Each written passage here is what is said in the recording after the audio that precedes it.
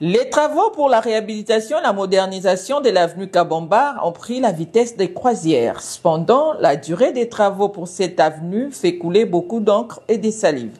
Pour certains, la réhabilitation de cet axe long d'un peu plus de 3 km prend beaucoup trop de temps. D'autres, par contre, pensent que les travaux effectués sur ce tronçon sont de grande envergure et nécessitent que le délai soit respecté pour permettre au plus vite la fluidité du trafic. Le Bureau central de coordination, qui suit de près l'évolution des travaux comme maître d'ouvrage délégué, s'est une fois de plus prêté à l'exercice des redevabilités en éclairant la lanterne des uns et des autres à travers l'ingénieur Didier Nzengele de Sanza et Sarel, entreprise qui assure le contrôle qualité des travaux. Selon cet expert, la durée proprement dite des travaux est de 12 mois. Les 12 autres mois correspondent à la période de garantie avant réception définitive.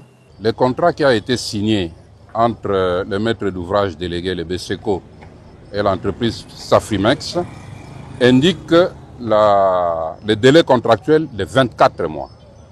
Et dans ce délai contractuel de 24 mois, il y a plusieurs autres délais à l'intérieur. Sur les 24 mois, il faut retirer, comme ce sont des grands travaux, il faut soustraire 12 mois de la période de garantie. Ce qui fait que les travaux vont durer 12 mois et les 12 autres mois, c'est la période de garantie. Donc les travaux doivent être réceptionnés après 12 mois. Les travaux ont été dimensionnés par rapport à cela. Quelle que soit la mobilisation de l'entreprise avec du matériel, les quantités de travaux qui ont été quantifiées, tout a été dimensionné pour que les travaux puissent s'exécuter dans les 12 mois. Donc après 12 mois, disons en février 2026, que l'on va prononcer la réception provisoire des travaux. Et à partir de cette date de février 2026, va s'ouvrir la période de garantie de 12 mois. Donc 12 mois après, en février 2027, on procédera à la réception définitive. Et pourquoi cette période de garantie? Cette période de garantie permet de mettre l'ouvrage à l'épreuve, que l'ouvrage puisse être utilisé par les usagers de la route, et on va vérifier que cela tient.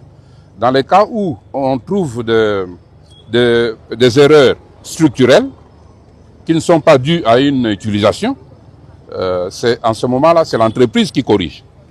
Mais si ce sont des malfaçons qui sont dues à une mauvaise utilisation des utilisateurs ou des usagers, en ce moment-là, c'est le maître d'ouvrage qui prend ça en charge.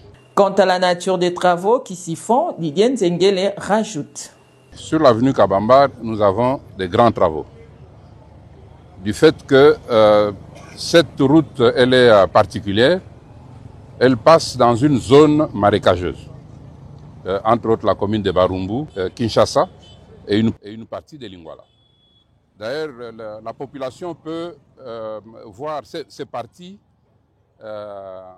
où nous avons des remontées capillaires. Généralement, les travaux qu'il y avait eu avant que nous puissions intervenir, ils avaient vu qu'il y a des sections qui s'abîmaient très vite. Ce sont ces sections-là qui n'étaient pas traitées en profondeur, qui font qu'à chaque fois, les remontées capillaires contaminent les sous-couches de la chaussée et ça finissait par s'abîmer. Et maintenant, nous allons faire des travaux en profondeur.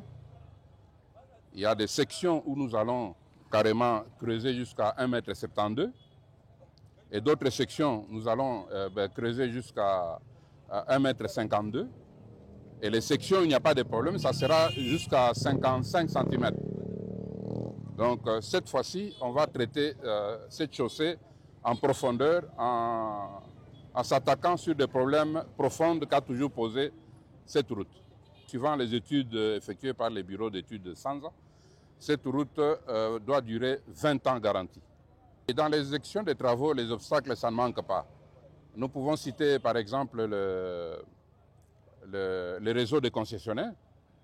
Vous avez les concessionnaires Regideso, SNEL et les providers de télécommunications comme fibre optique et tout.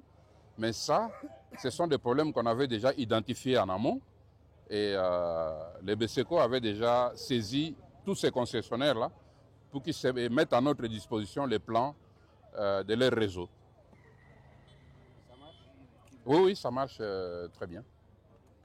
Je pense que vous avez vu les câbles des SNEL qui sont en train d'être déplacés là-bas.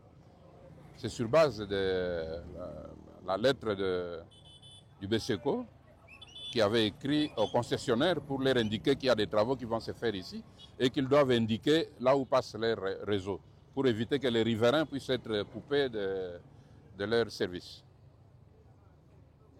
Merci beaucoup. Merci.